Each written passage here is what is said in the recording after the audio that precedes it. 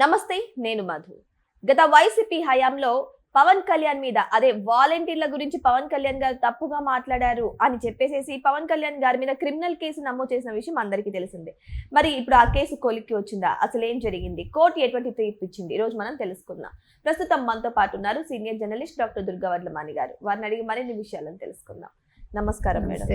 Madam, అప్పట్లో అంటే YCP హయాంలో వాలంటీర్ వ్యవస్థ గురించి పవన్ కళ్యాణ్ గారు మాట్లాడారు అని ఆయనపై జీవో వేయడం జరిగింది, కేసు పెట్టడం జరిగింది, క్రిమినల్ కేసు. సో ఇప్పుడు కోర్టు వరకు వెళ్ళింది. మరి కోర్టు ఏమని తీర్పిచ్చింది మేడం? అంటే ఒక సాధారణ పౌరుడు వ్యక్తం చేసిన అభిప్రాయం మీద మీరు పబ్లిక్ ప్రాసిక్యూటర్ ద్వారా ప్రభుత్వం ఇన్వాల్వ్ అయ్యి ఎట్లా కేసు వేస్తుంది, దానికోసం జీవోలు ఎలా రిలీజ్ చేస్తుంది అని కోర్టు అడిగింది. ఆయన ఏమన్నారంటే డేటా చోరీ జరుగుతోంది, వాలంటీర్ వ్యవస్థ ద్వారా మీరు డేటాని చోరీ చేస్తున్నారని. అది కరెక్టే కదా. ఇప్పుడు 1,62,000 1,64,500 మంది వాలంటీర్స్ మొత్తం రాష్ట్ర వ్యాప్తంగా అప్పట్లో పెట్టారు. ఒక్కొక్కరికి 5,000, 5,000లో మళ్ళీ 200 కటింగ్. దేనికి? సాక్షి న్యూస్ పేపర్ కోసం. సో వాళ్ళకి 200 కోట్లు లాభం 5 ఏళ్లలో. అయితే ఈ వాలంటీర్ల పని ఏంటి? ఎవరికైతే రేషన్ కార్డ్స్ ఉండి పెన్షన్ వస్తుంది, ఇవన్నీ ఉంటాయి కదా, వాళ్ళకి ఇంటికి వెళ్ళి వీళ్ళే చేసి పెడతారు. చేసి పెట్టాలంటే మీ వ్యక్తిగత వివరాలన్నీ వాళ్ళ దగ్గర ఉంటాయిగా. మీ ఆధార్ దగ్గర నుంచి, మీ బ్యాంక్ డీటెయిల్స్ దగ్గర నుంచి. అది మరి తప్పే కదా. అవన్నీ వాళ్ళు మళ్ళా ప్రభుత్వానికి ఇచ్చారు వైసీపీకి అని. అది నిజమే అయ్యి ఉండొచ్చు. అప్పుడు సర్వేలు అవి అని చెప్పి చేయించారు. ఇప్పుడు మనం కొన్ని సర్వేల్లో కొన్ని రాయడానికి మనం ఇష్టపడం. నేను కూడా ఇష్టపడను కొన్ని. ఇప్పుడు నా బ్యాంక్ డీటెయిల్స్ మీరు అడిగితే మీకు ఎందుకు ఇస్తాను నేను? ప్రభుత్వం అయితే మాత్రం ఎందుకు ఇస్తాను? ఇట్స్ మై ఇండివిజువల్ ఇది కదా.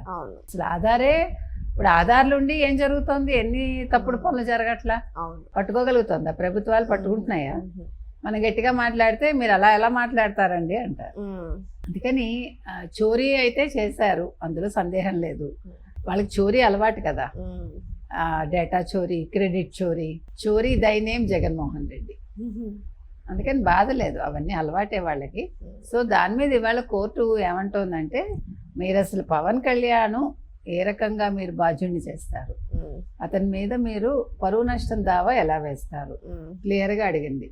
ఆ తర్వాత పవన్ కళ్యాణ్ పై కేసులు పెట్టడం కోసమే ప్రభుత్వం ఉద్దేశపూర్వకంగా జీవోలు జారీ చేసిందని, ఇది అధికార దుర్వినియోగమేనని న్యాయస్థానం వ్యాఖ్యానించింది. పరువు నష్టం దావా వేయాలంటే బాధిత వ్యక్తులే నేరుగా కోర్టును ఆశ్రయించాలి, కానీ ప్రభుత్వం మధ్యలో అడ్వకేట్ జనరల్ పీపీ ద్వారా జీవోలు ఇచ్చి కేసులు పెట్టించడం చట్టపరంగా నిలబడదని కోర్టు స్పష్టం చేసింది. సిఆర్పిసి సెక్షన్ 199(2) ప్రకారం ఉన్న వెసులుబాటును ప్రభుత్వం తనకు అనుకూలంగా వాడుకోవాలని చూడడం సరికాదని, ఈ కేసులో ప్రాథమిక నిబంధనలే పాటించలేదని ధర్మాసనం ఎత్తి చూపింది. అర్థమైందా మీకు? సో ఎవరైతే బాధితులు ఉన్నారో వారు డైరెక్ట్ గా అంతే కదండి.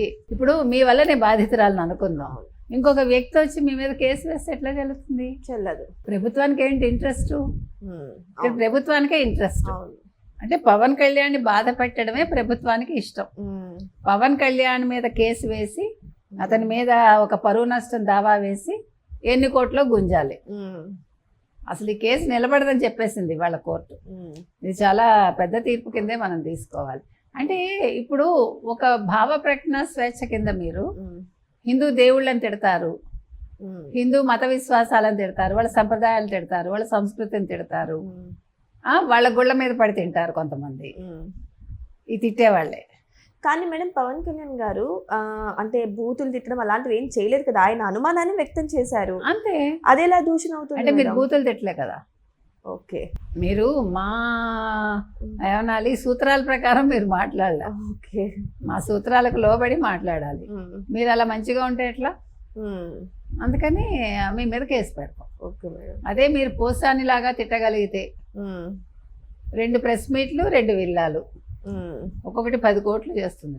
అమ్మో, ఇప్పుడు హాయిగా ఉన్నాడు కదా అని మనం అనుకుంటున్నాము, ప్రజలు అనుకుంటున్నారు. కానీ భయపడుతుంది. అదేం హాయి, ఎందుకంటే దరిద్రం ఇంకోటి, ఎంత మంచి పేరు తెచ్చుకుని ఇప్పుడు ఒక రైటర్గా ఒక నటుడిగా, డైరెక్టర్ గా, ఒక డైరెక్టర్గా you have very good name. అవును చేతిలో చేసుకున్నావుగా.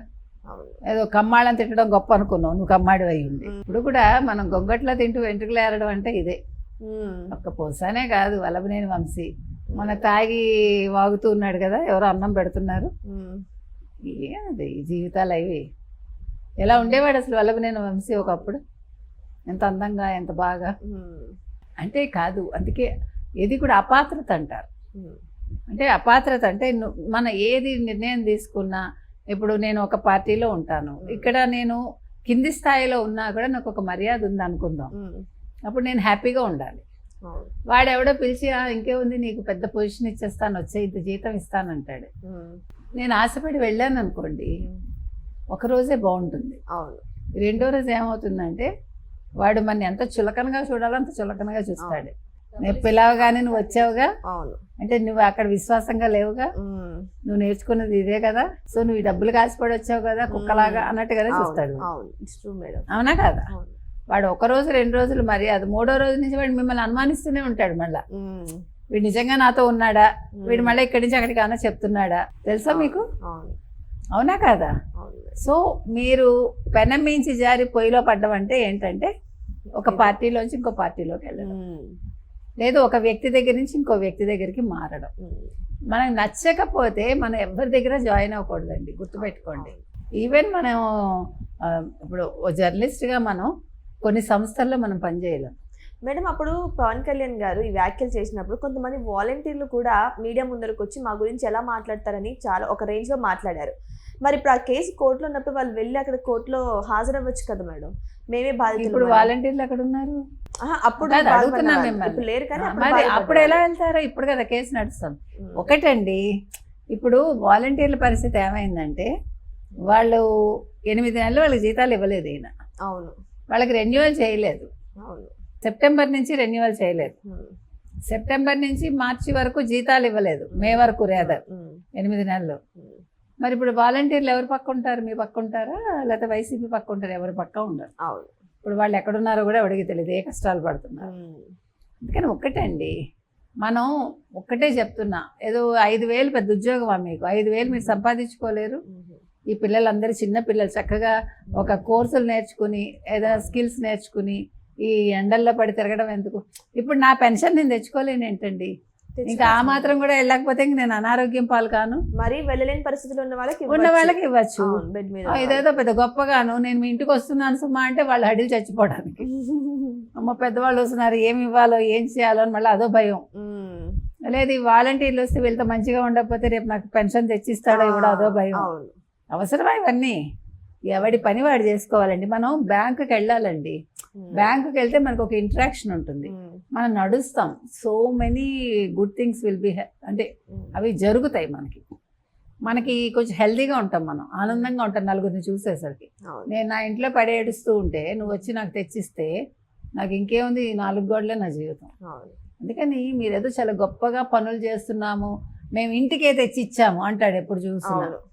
అందుకే నేను ఇంట్లో కూర్చోబెట్టారు జగన్మోహన్ రెడ్డి అని చెప్తున్నాను. సో ఏదేమైనా సరే ఇప్పుడు పవన్ కళ్యాణ్ గారు ఇంతకు ముందు వాలంటీర్ల గురించి వ్యాఖ్యలు చేసిన అంశం ఇప్పుడు కోర్టు కూడా కొట్టడం అయితే జరిగింది.